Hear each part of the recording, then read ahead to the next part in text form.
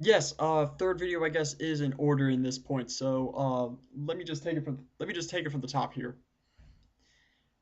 Uh, the the Sound 4 have I really liked the idea that they were I really liked the path that they were going when they introduced the ambush ninjas and they gave you state 2 coins. I frankly like that idea because then you could actually splash a state 2 jutsu in your deck and it didn't require you to play the Kidomaru or Jirobo or Tayuya with a hand cost in order to play it.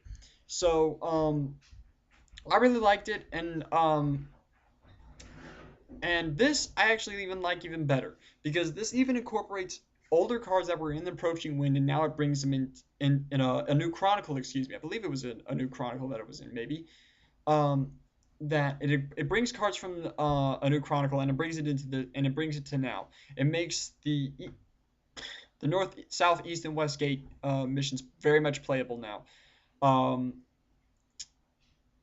it's I definitely I think if this is now it now officially sets up two different sound four decks that are both pretty darn good. Even with the lag, just the with state, and I guess it can be translated now to just sound four and then state two.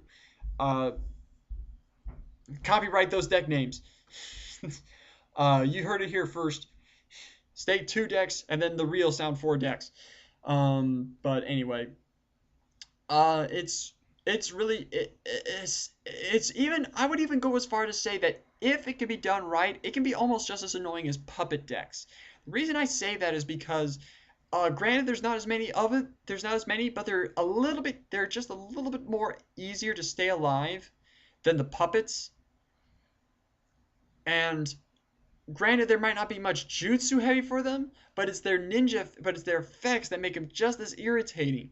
If you can actually get out a stronger late game ninja like a Zabuza Kisame, or Lord help you if there's a Kisame Sasori platoon out there, it's going to be pretty annoying. If you've got the Sound 4 out there and just at least one of their effects are going off. Minus Sakone. Nobody gives justice to Sakone for some reason. He might have the best jutsu of the four with the deadly combination attack, but his effect in this one was, I have to admit, it wasn't too surprising. But then again, you kind of wish you wanted it to be better. Like instead, like put Ukon into play and put a growth coin on it.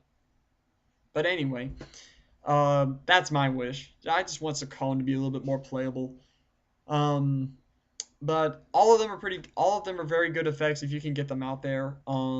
It doesn't seem that hard to get them, to be frank. Um, uh, uh, my hats off would be to people who actually run that deck because it's it's probably the closest thing to an early game water deck that there is, to be frank. But and it heck, give it a try sometime. Whoever actually calls dibs on it, um, and let me know when it released. So you've got now about a month to get that idea in order. But anyway, moving on. I guess since I have some time, I might as well move on to just quickly do the fire previews. Sasuke Orochimaru squad is a good squad, and you know what? Forget the fire previews for a moment. I want to jump this. I want to jump this to the two missions, beginning a new Chronicle and Eternal Rivalry. In case you haven't seen them already, it pretty much brings a squad into play. Um, when you don't have any of the ninjas in that squad out. So if you have a if you don't have Neji or Hinata out there, you can search your reinforcement deck for a Neji Hinata squad and put it in play. Thing is, it's turn 8 with 3 hand cost. Eternal Rivalry is Fire Lightning, and Beginning a New Chronicle is Earth Wind. I personally really like this. I think it's a very playable mission. Why? Because the squads are beginning to show that they are very, very good effects that would be well worth the 4 cards in your hand that you'd be willing to give up, and the 3 chakra will end up being 4 cards from your hand and 4 cards in your chakra area, and it's very flexible in terms of the cost. So frankly, I don't know why everybody would complain so much about it. Chakra is a chakra having enough chakra isn't that hard to do anymore, and these missions will get you that chakra easy. Some examples of this is the Orochimaru Sasuke squad, and for example, the Deidara Sasori squad, where if in case you haven't seen it on Pojo.com, I recommend you go look at it right now. Advertising for Pojo. Sorry. I'm only gonna say the effects of Bandai previews. Um, go check it out on Pojo.com. It's a very good effect. And if you had a beginning of the new Chronicle in your hand, which is the one that you'd be using to get that squad, by all means do it. And heck, the reinforcement deck of this, I don't even know if there's going to be 15 squads at minimum 15 squads in this upcoming set. You could probably just put in one squad of each if you wanted to. And this can just make no sense. It could be a mono win deck for some reason. You play beginning of the new Chronicle and you pull out an Orochimaru Sasuke squad.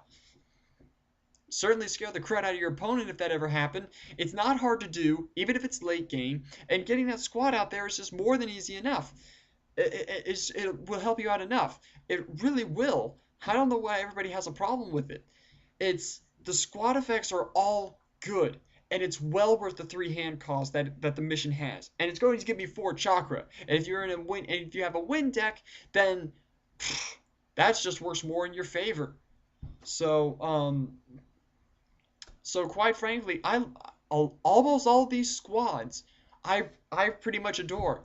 But if you want to see some competition here and some disagreement, I'm going to disagree with the podcast here on this one about one particular squad, the Kiba Akamaru platoon. I'm still not going to say what it does. I'm not going to say what it does, but I disagree with what they say. It is not a valid effect, and just because it protects the head ninja from all that, it really, really, really, really doesn't mean that you can't put it in injured status and then it's done. It's good stats, and I don't think it really in so much encourages the Kiba Akamaru to be in every deck. I frankly don't. I'm one of the people out there that really doesn't think that the Kiba Akamaru the grouping belongs in every single deck. Let's be serious about this for a moment, folks. If you put in Kiba Akamaru, how bad is your early game? Just how bad is it? And how desperate are you to actually have to put that card in the first place? I know it's good, but it's not necessary at all. There are better cards that can go with it for whatever non-fire deck it is. Pardon me, it's got a bit of an itch. But it's not necessary to actually put it in just I find it pretty easy. You want to protect the head ninja? Windblade?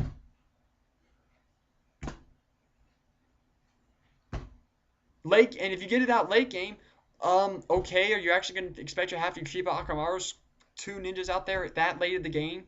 If you plan to put it out early as you can? I wouldn't think so. And if you get it out early game, good for you. I really don't think it would save you though. I don't think it's messed up. I don't think it encourages anything. It's not valid. If it was valid, I'd agree with you. But it ain't valid.